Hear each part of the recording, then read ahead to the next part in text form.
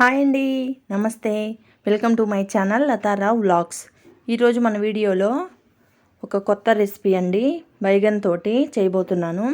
ఇది యూట్యూబ్లో చూసి అయితే నేను ట్రై చేశాను, కానీ టేస్ట్ అయితే సూపర్గా వచ్చింది. బైగన్ రవ్వ ఫ్రై అన్నమాట. ఇది పప్పు సాంబార్లోకి స్నాక్గా కూడా చాలా బాగుంటుందండి. సైడ్ డిష్గా కూడా బాగుంటుంది. మీరు కూడా ట్రై చేయండి ఒకసారి. తక్కువ ఆయిల్ తోటి చాలా ఈజీగా ప్రిపేర్ చేసుకోవచ్చండి. మరి ఇంకెందుకు ఆలస్యం, ఇది ఎలా తయారు చేయాలో చూద్దామా. మరి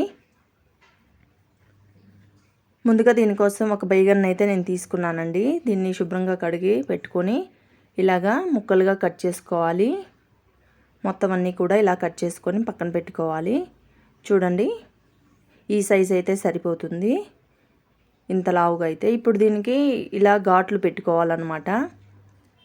ఘాట్లు పెట్టుకోవడం వల్ల లోపలంతా కూడా చాలా బాగా కుక్ అవుతుంది. ఇప్పుడు దీనికోసం మసాలా ప్రిపేర్ చేసుకుందాం. 1 స్పూన్ పసుపు, 1 స్పూన్ కారం, 1 స్పూన్ ఉప్పు, అలాగే కొద్దిగా గరం మసాలా వేసేసి వీటన్నిటిని కొంచెం మిక్స్ చేసుకోవాలి, అన్నీ కలిసేలాగా. ఇప్పుడు ముందుగా ఘాట్లు పెట్టుకున్నటువంటి బైగన్ని ముక్కలకి అటువైపు ఇటువైపు రెండు వైపులా కూడా ఆ మసాలాని పట్టించాలి బాగా. ఇలా మొత్తం అన్నీ పట్టించుకొని పక్కన పెట్టుకోవాలండి.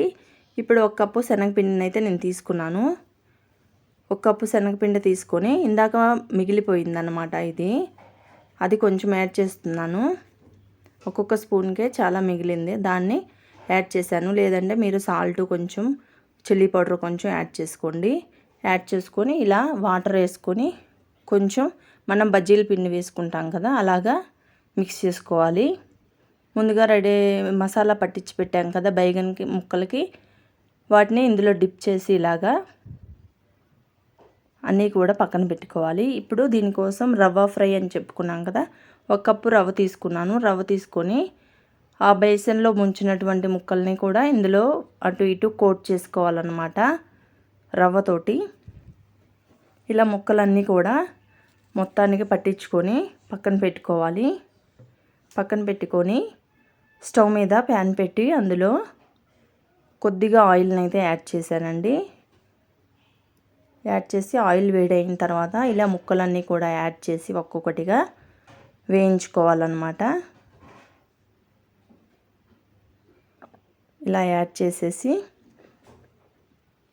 తక్కువ ఆయిల్లోనే వేయించుకోవచ్చు.